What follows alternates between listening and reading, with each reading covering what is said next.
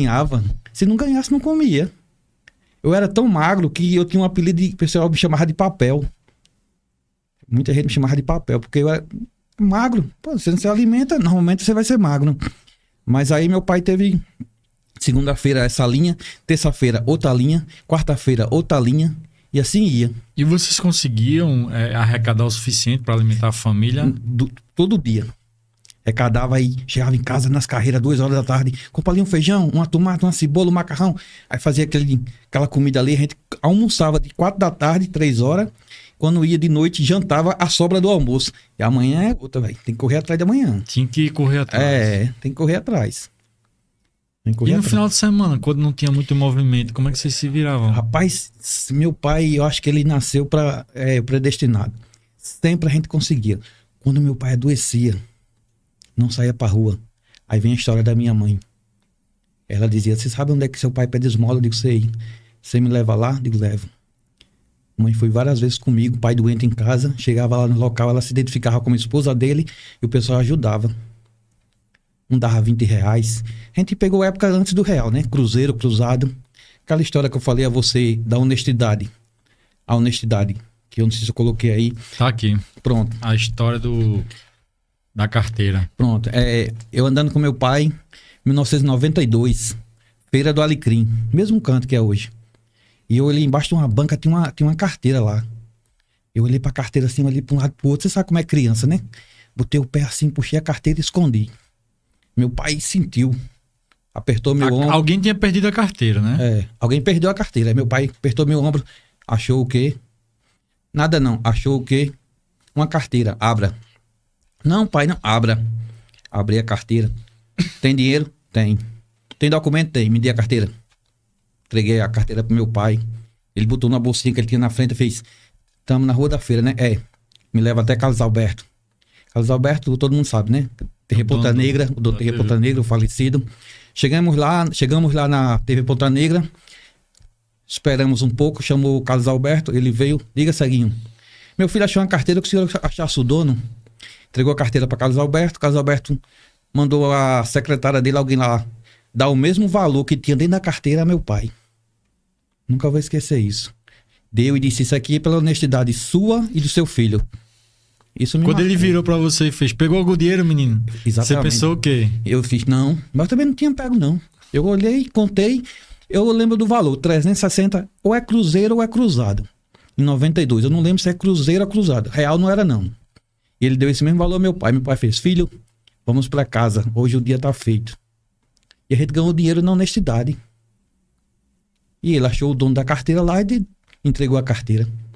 Isso aí é um dos motivos hoje da pessoa ser honesto. Vale a pena ser honesto. É a lei do retorno, vale a pena. E como foi que teu pai ficou cego, Dimas? A história que ele contava pra gente, antes de falecer, é que comeu uma carne de porco e mergulhou no rio. Deu uma dor nos olhos e ficou cego. Antigamente o pessoal contava essa história. Isso. Com o passar do tempo, andei falando com alguns médicos, oftalmologistas, e me explicaram que o caso dele, que minha mãe até falou também, que foi glaucoma. E na época não tinha esse tratamento que tem hoje para glaucoma. E ele ficou cego e realmente ficou cego mesmo. Só que tem aquela história da igreja, né? Falei a você. Tem a história da igreja. Eu nasci em 79. Em 78, ele ainda não conhecia minha mãe. Ele veio da terra dele lá, Carei Cruzeta, veio pro Alecrim, cego. Foi pra uma igreja ali, pode falar o nome da igreja, né? Pode falar. A igreja no Alecrim chamada O Brasil para Cristo, ali perto do Barriga Cheia. Quando ele chegou lá, meio-dia, eles que tinha só um pastor lá, limpando a igreja. Pastor, Deus mandou vir aqui para o senhor orar por mim, para eu voltar a ver. E o pastor disse, essa hora venha de noite. Não, é agora. Pastor, tudo bem, se ajoelha aí. Tem essa foto de papel, para estar com minhas irmãs. E o pastor orou, e meu pai voltou a ver. Eu não estava lá. Muita gente pode dizer, você tá de guerra. Minha mãe disse que meu pai voltou a ver. Aí, mas sua mãe não conhecia seu pai. É aí que vai dar certo. Quando foi, o pastor viu que o ceguinho voltou a ver, o que é que ele fez? Pegou um carro de som e saiu às ruas do Alecrim, 1978. Venham ver o milagre, Jesus curou o ceguinho. Caramba. E a igreja de noite lotou. Quem é que tava na igreja? Minha mãe. sentou lá atrás e ela me contou isso, antes de morrer. Ela disse, bateu na vizinha do lado da irmã e falou, aquele homem ali vai ser meu marido. E meu pai lá vendo tudo. Disse que meu pai terminou a igreja, que meu pai ia saindo, ela foi falar com meu pai e aí se entenderam. Rolou aquele clima, se entenderam. Passaram um mês na igreja. Se afastaram. Aí vem o quê?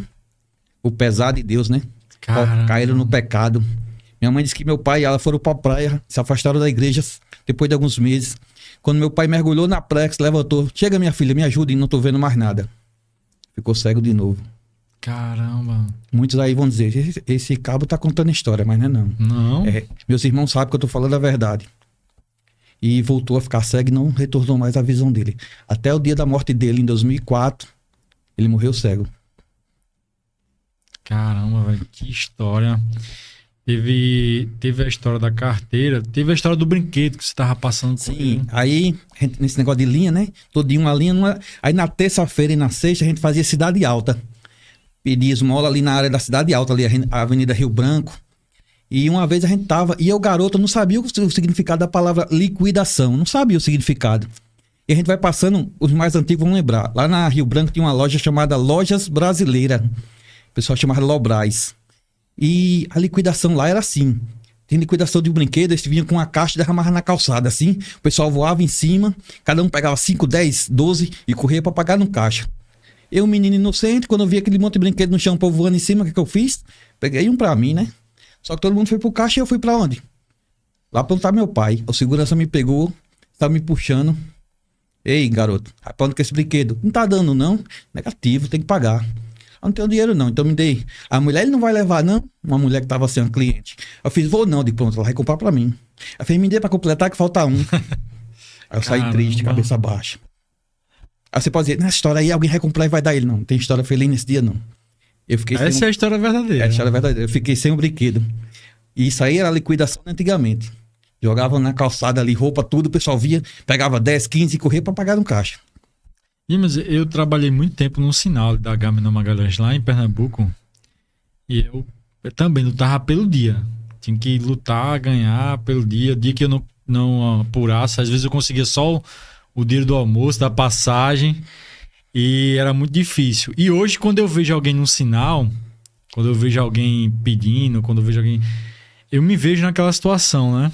E a vontade de ajudar todo mundo. Como é que você se sente quando você vê alguém pedindo? Como você pedia? Eu tenho um sonho, sabe? De ter...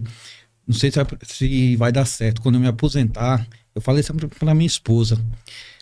Eu vejo esses programas aí que tem no TikTok daquele cidadão que caixa misteriosa. Você quer comprar uma caixa misteriosa? É R$5. A pessoa dá R$5, aí na caixa misteriosa tem R$100. A caixa misteriosa abre lá, tem R$100. Não assim, mas eu tenho vontade de sair devagarzinho no meu carro, olhar, ver aquela família ali no sinal, aquela criança ali, dizer, vocês almoçaram hoje? Não, vamos ali.